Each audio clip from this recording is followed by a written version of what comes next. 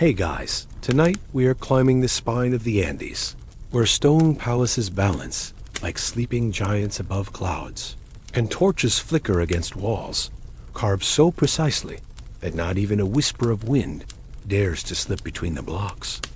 You press your hand to the cool granite, and you feel time folding in on itself, the weight of centuries pressing down, the quiet murmur of lives lived in secrecy, echoing in chambers where the scent of burning resin still lingers.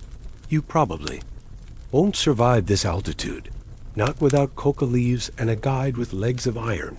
But here, in this high thin air, the nobles of the Inca world once spun stories of power and lust that even today can't be fully untangled.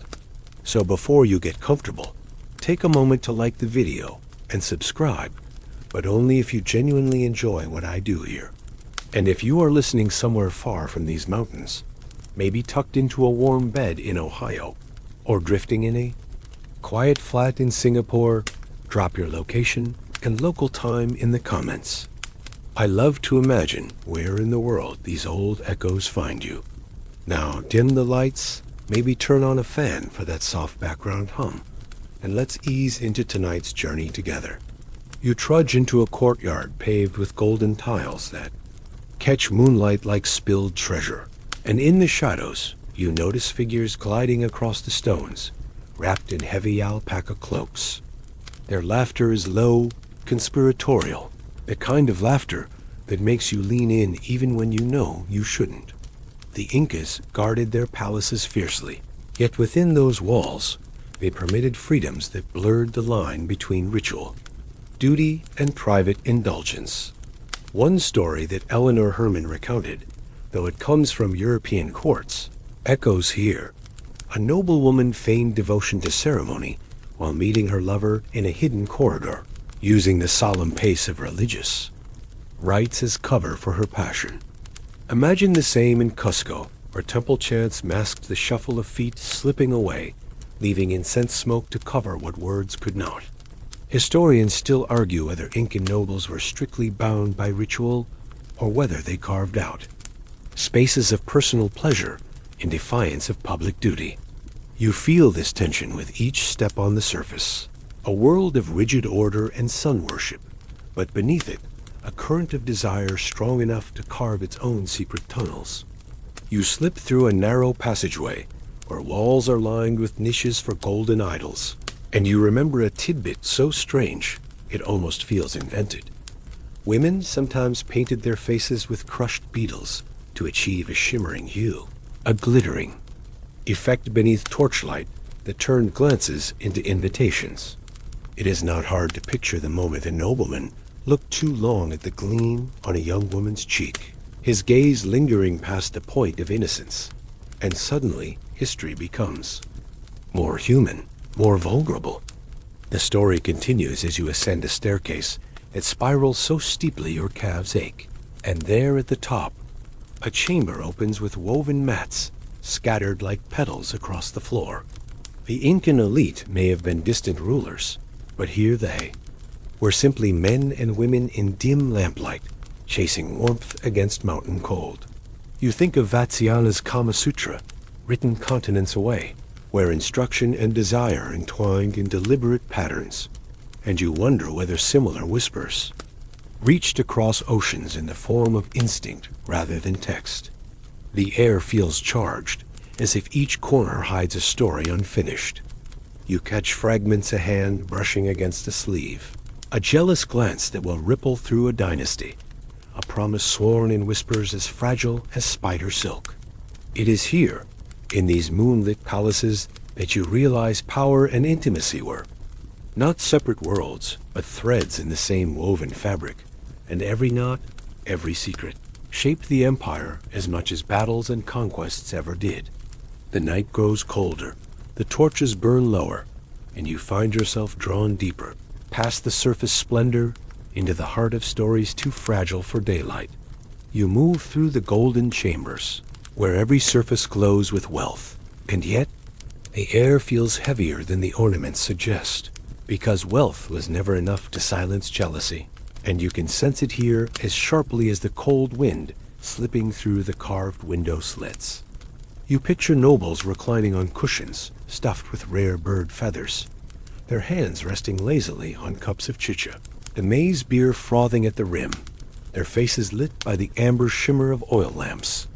The glittering walls seem to echo their secrets, for this is not just a palace of gold, but a theater of longing, betrayal, and whispered promises. A young noblewoman, her hair braided with threads of silver, leans toward her companion, her eyes flashing with delight at some hidden joke, and across the room another woman notices, her jaw tightening with a jealousy that will later bloom into schemes of its own. You remind yourself that in courts across the world, jealousy was the invisible guest at every feast, and in Sex with Kings, Eleanor Herman describes how French queens were sometimes forced to endure mistresses flaunting themselves at banquets, smiling while their hearts turned to stone. It's not hard to imagine similar tensions in these golden halls, where noble wives and concubines navigated a dance of smiles, concealing the sharpness of daggers tucked in silk sleeves. Historians still argue whether Incan noblewomen had true agency, or whether their influence worked only through veiled manipulation. But the atmosphere here makes it clear that silence could be more dangerous than words. You pause by a gilded alcove where a ceremonial headdress sits, its feathers arranged like a burst of fire frozen in place, and you recall a quirky tidbit.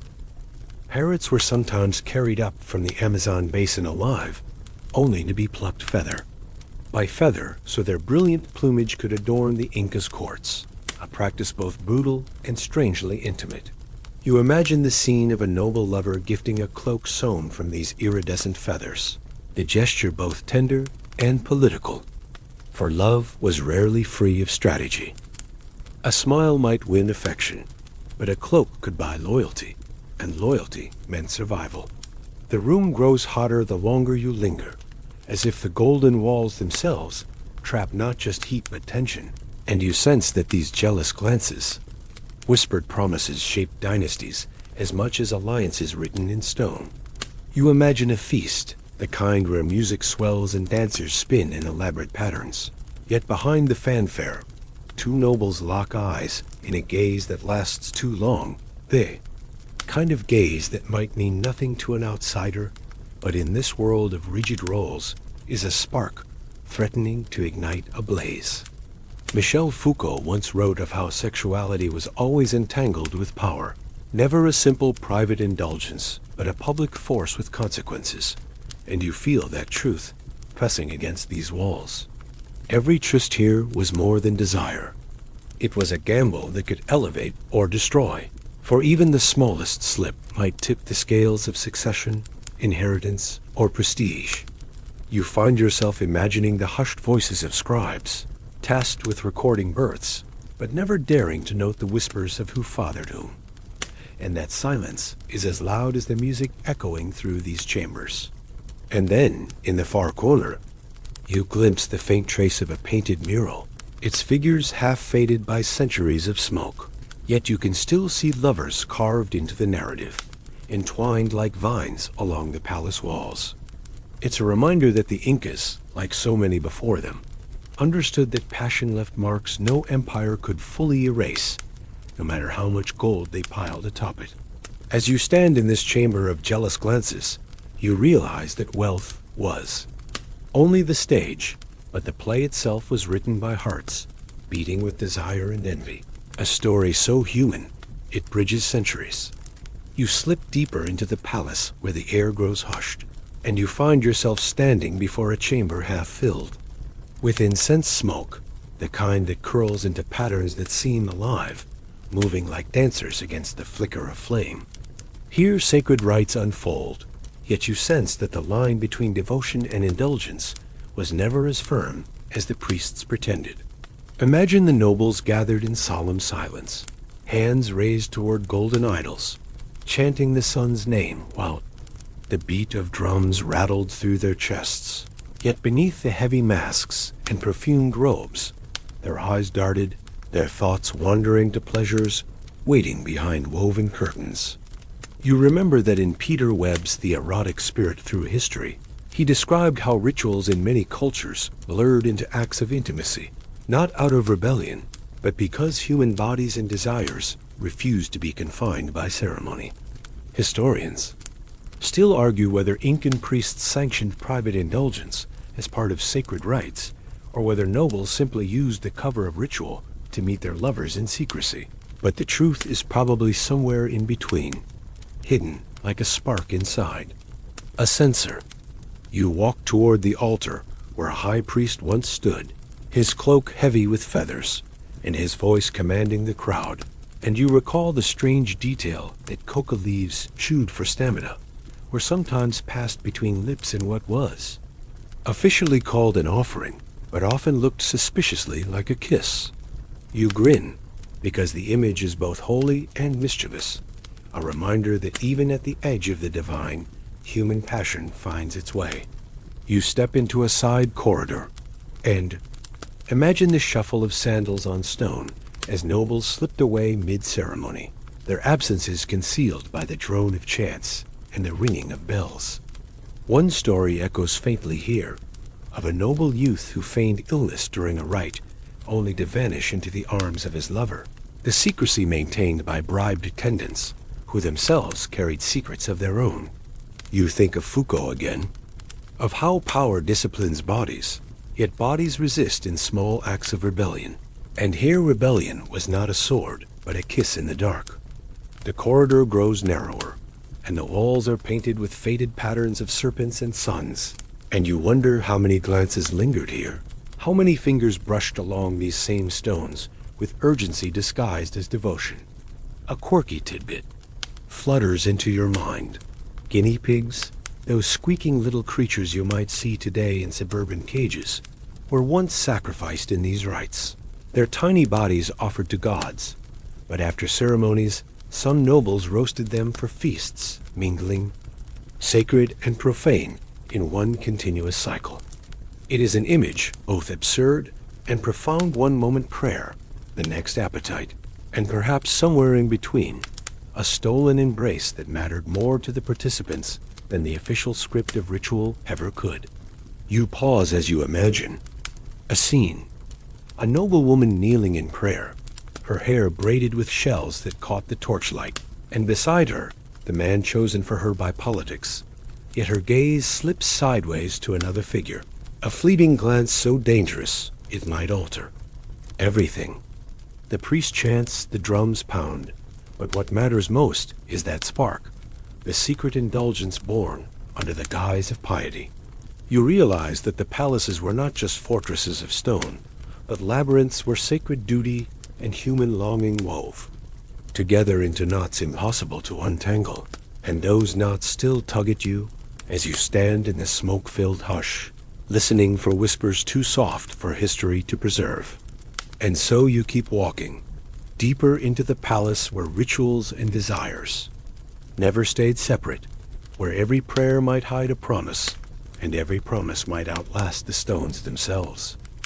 You descend into a chamber where the air feels heavy with perfumes distilled from mountain flowers, and you realize that this is no mere room, but a stage for dynastic games played out on woven mats and carved beds, games where marriages were less about love and more about strategy. Yet behind the formality burned passions that no treaty could contain. You see noble brides arriving draped in crimson wool, their faces composed like carved idols, and beside them husbands chosen not by affection but by decree, men whose eyes already roamed elsewhere before the ceremony's incense had even faded. Historians still argue whether Incan rulers arranged marriages purely for politics, or if nobles had slivers of choice. But in these chambers, the truth leaks through, in the quiet sighs and stolen glances that defied official order. You imagine a young queen, married to a man old enough to be her grandfather, slipping away after the feast, her bare feet padding across cold stone toward the embrace of someone who whispered to her like an equal, not a subject. Eleanor Herman, in her Tales of European Courts, describes how mistresses often wielded more influence than wives, and though Cusco was not Versailles, The pattern repeats behind every feathered door, power bent to the pull of desire. You picture the beds piled with llama wool blankets, thick enough to muffle not only the mountain chill, but also the secrets carried within their folds. And you realize that the empire's lineage may have been written as much in shadows as in official scrolls. A quirky tidbit flits into your mind. Incan nobles believed that eating roasted maize with honey before lying together improved fertility, a sweet ritual that turned appetite into a prophecy of heirs, though whether it worked or not, you suspect, depended less on diet and on the choices made in these hidden rooms. You lean against the carved doorway and overhear the murmurs of lovers, plotting futures that history would never record, plans whispered between silk cushions, promises sealed with touch, alliances that lived and died in the secrecy of night. You think of Foucault's insistence that intimacy is never merely private, but always political. And in this palace, each kiss was a negotiation, each caress a vote cast in the empire's unspoken parliament. Imagine the tension of a nobleman discovering his wife's secret affair with a warrior of lower rank, a revelation that could shatter alliances yet also ignite wars of succession. For in dynastic games, the bedroom and the battlefield were not so different. The gold on the walls reflects this truth back at you, dazzling yet blinding, because wealth could conceal, but never erase the storms gathering within human hearts. You recall the story, passed down in whispers, of a prince who refused his arranged bride, declaring his love for another, only to find his rebellion punished with exile to distant valleys where even the stars seemed cold. And yet he carried letters, secret tokens and clandestine visits that proved passion could defy empire. It is this kind of story that keeps you awake, wondering how many rulers believed themselves in control while their destinies unraveled in rooms lit only by oil lamps. You step farther inside and see the marks left by centuries-faded murals of lovers entwined, carving smooth by hands both reverent and desperate, and you realize that the true history of dynasties lies not only in victories carved on monuments, but in these intimate chambers where power softened into whispers and whispers hardened into legacies. As the night deepens and the wind howls against the stone, you sense that you are standing in the very heart of the empire's contradictions. Marriages forged for empire, yet broken or reshaped by the unstoppable force of hidden trysts. Human heart carving its own history. Beneath the surface of stone, you step into a grand hall where the ceiling soars like a mountain cave, turned inside out, and the scent of roasted llama and maize beer drifts thick in the air, making your stomach rumble, even though you know this is not just a feast, but a stage for something far less innocent. Long wooden tables stretch across the stone floor, piled with platters of guinea pig, peppers, and corn cakes glazed with honey, and as musicians pluck stringed instruments, nobles laugh too loudly, drink too deeply, and let the night dissolve into something closer to theater than dinner. You find yourself watching how the cups of chicha foam over, the liquid staining woven mats, and you notice how each spill is accompanied by glances exchanged, hands brushing across thighs, signals disguised as clumsy accidents. It is here, amid the chaos of celebration, that passions flare unchecked, and you sense that the musicians have trained themselves to look away at exactly the right moment, their eyes politely vacant while their ears catch everything. Historians still argue whether these feasts were tightly controlled ceremonies of state or unruly nights of indulgence where hierarchies blurred, but the truth likely fell in between, a balancing act where ritual cloaked pleasure just enough to keep the empire's face unblemished. You imagine a nobleman, emboldened by maize beer, leaning too close to the wife of a rival, his words slurred, but his intentions sharp as obsidian. And though the rival smiles across the table, his knuckles whiten around a cup, a silent promise that this offense will not be forgotten. Eleanor Herman's accounts of European banquets describe similar scenes, mistresses seated in full view, queens forced to laugh at their humiliation, courtiers weaving lust and politics into the same dance, and here in the Andes, the pattern repeats, only with llama roasts instead of venison, and flutes instead of harps. A quirky tidbit pops into your head. Coca leaves were sometimes chewed to numb hunger, but nobles often stuffed their cheeks with them before feasts so they could drink more and eat less, keeping their minds sharp while others slid into drunken. Blur, a clever trick for those who needed to remember every glance, every whispered word. You smile, because even here the line between indulgence and calculation was razor thin, and it makes the feasts less about food and more about theater, where desire and power jostled like drunk cousins. You picture the dancers swirling and feathered skirts, their movements hypnotic under torchlight, their bare feet slapping against stone in rhythms older than the empire, and behind them lovers slip away through half-hidden doors, leaving only the rustle of fabric and the faint scent of perfume. Trailing behind, one story lingers. A noble woman supposedly vanished during a feast, only to be found hours later in the stables, her hair tangled, her dignity shattered, yet the incident hushed by attendants who swore oaths to protect reputations, for reputations were currency more valuable than gold. You think of Foucault again, how pleasure is never just pleasure, but always policed, always negotiated. And here you can feel the invisible rules as sharply as the visible ones. Rules that allowed laughter to ring out, but punished those who let. A wrong secret slip. The night deepens, and the fires in the braziers roar hotter, and you feel yourself swaying with the rhythm of the music, lulled into a dreamlike state where everything seems allowed, and yet beneath it you sense danger, waiting like a knife wrapped in cloth.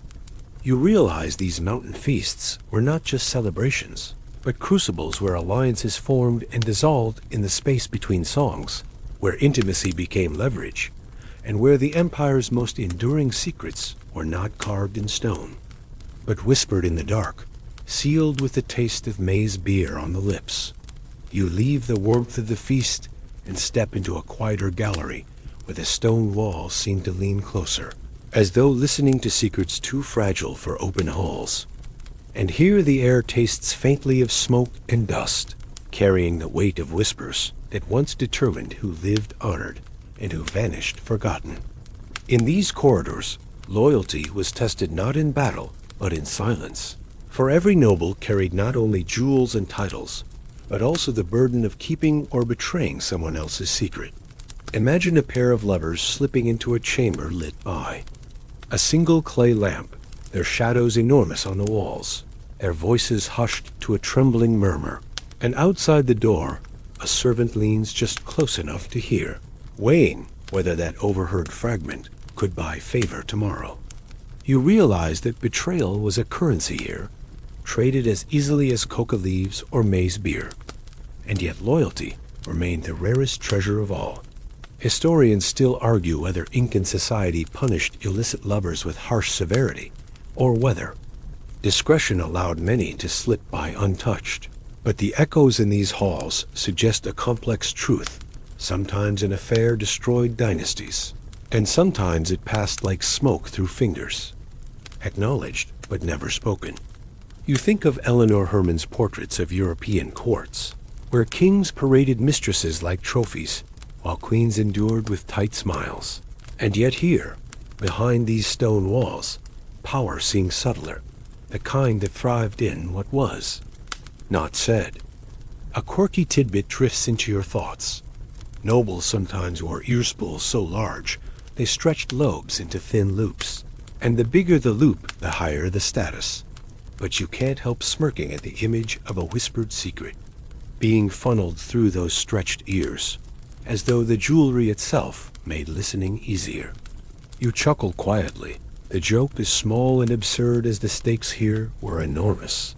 You imagine a nobleman forced to choose between revealing his lover's secret and protecting her honor, and how that choice might ripple outward into alliances, rebellions, or even bloodshed, though history seldom records such private turning points.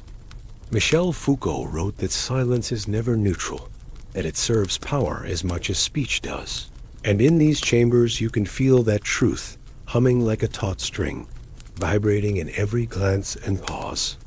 You pause before a faded mural where two figures face one another, one hand extended, the other recoiling, and you wonder whether the painter intended to show loyalty spurned or betrayal confessed, a puzzle that lingers centuries later without resolution.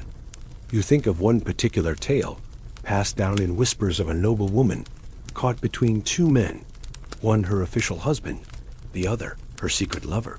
And though she swore loyalty to both in different words, it was her silence in a moment of accusation that sealed her fate banished to a convent-like retreat, her name erased, but her story carried in hushed gossip.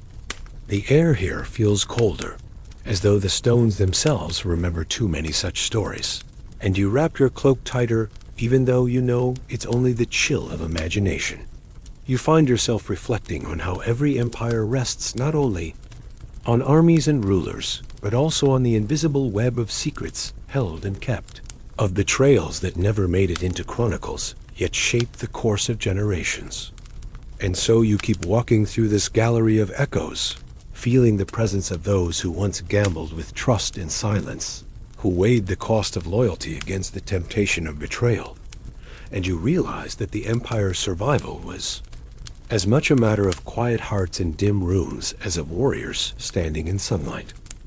You push open a heavy stone door, and suddenly the palace air shifts, carrying with it the scent of something foreign, strange spices, perfumes unfamiliar, the lingering musk of people who came from beyond the mountains and brought with them not only goods, but temptations that could unmake alliances overnight. You picture emissaries from distant valleys stepping cautiously into the Incan halls, their cloaks dyed in colors that shimmered differently under torchlight, their languages thick with accents that rolled like rivers, and you feel the eyes of the nobles narrowing, curious and suspicious at once. It is in these moments that desire becomes dangerous, for a foreign face was not only exotic, but also forbidden, a spark that could ignite jealousy and suspicion across the palace. Imagine a noblewoman gazing too long at the envoy's smile, or a young warrior captivated by the perfume carried on the skin of a captive brought as tribute, and suddenly 1,000 years of ritual feel brittle, cracking beneath the weight of a heartbeat. Historians still argue whether the Incas permitted intermarriage freely or discouraged it to preserve purity of line. But what is certain is that foreign charms carried both fascination and peril, as irresistible as they were incriminating. Eleanor, Herman's tales of queens secretly drawn to foreign courtiers in European palaces, echo here, reminding you that desire often slips through walls higher than any empire can build. You step further into the room and notice a mural half hidden by soot, figures painted with features not native to these mountains, suggesting that even artists acknowledge the allure of outsiders, their presence quietly recorded in pigment. Long after words fell silent, a quirky tidbit emerges. Llamas imported from other valleys sometimes carried not only goods, but fleas that nobles actually collected, believing them to have medicinal properties, a practice that makes you smile, as you picture the absurdity of scratching an itch while whispering love poetry to someone forbidden. You sense how foreignness itself became both temptation and weapon, for an affair with an emissary could alter negotiations, tilt loyalties, and transform whispers into scandals too large to contain. Michel Foucault argued that power always reshapes desire, and here you feel how the forbidden became the most desired of all, not in spite of rules, but because of them. You recall one whispered story of a nobleman who fell for a foreign captive, smuggling her food and gifts, only to find that her mere presence in his chamber sparked a feud among his kin that ended in exile, proving that sometimes love was not only reckless but catastrophic. You lean against the cold wall and hear the faint echo of foreign songs, carried perhaps by musicians brought from conquered lands, their melodies weaving into the fabric of the feast until no one could tell where. Incan ended, an outsider began, and in that blur lay the danger that hearts might forget boundaries entirely. The torches flare as if to underline the tension, and you realize that what began as diplomacy often ended as passion, and what began as passion sometimes ended as ruin. And yet, standing here, you cannot shake the thought that the palace itself seemed to encourage it, as though these stone walls were designed not only to protect from armies, but to amplify temptation, to trap glances and hold whispers until they turned into destinies. You find yourself leaning closer, your pulse quickening with the imagined danger, and you realize that the allure of the Forbiddens has always been the most powerful spell, capable of bending empires, one secret chamber at a time. You drift into the twilight chambers at the far edge of the palace, where the stones seem to sigh under the weight of centuries, and the air feels softer, as though it remembers not only grandeur, but endings. Here the last nobles of the Inca Empire once lingered, clutching their secrets like jewels that could never be pawned, even as the walls around them cracked under the pressure of time and conquest. You could almost see them, seated on low stools draped in faded textiles, their eyes fixed on the horizon where Spanish banners would one day appear, yet their minds turned inward to loves they dared not name aloud. The chambers are quieter, there, gold stripped away, yet in the hush you hear the louder echoes of memory passion concealed in courtyards, whispered vows beneath feathered doors, betrayals softened by time into stories told only to the night.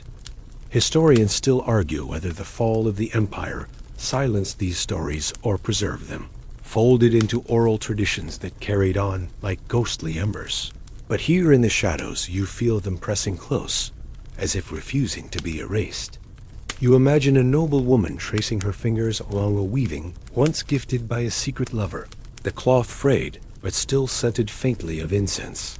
And in that moment you understand that even as dynasties died, desire lived on, stubborn as mountain, grass pushing through stone. Eleanor Herman's queens survived disgrace by retreating into memory. And in these twilight chambers the same pattern glimmers, the last Incan nobles holding fast to secret legacies while the world around them collapsed. A quirky tidbit stirs. Some believed that chewing coca leaves in the final hours of twilight gave visions of lost ancestors. And you picture these nobles seeking not gods, but the faces of their lovers in the fading light, desperate for comfort as power slipped away. You think of Foucault's notion that intimacy survives as resistance, and it fits, for here every remembered embrace was a defiance against oblivion. Every whispered memory a way to say, we lived, we loved, we mattered. The torches burn lower, the air grows cooler, and you find yourself slowing your breath to match the rhythm of the chamber, as though your own body has become part of the empire's last lullaby. The shadows stretch longer across the stone, and the carved walls glow, faintly like embers softening into dusk.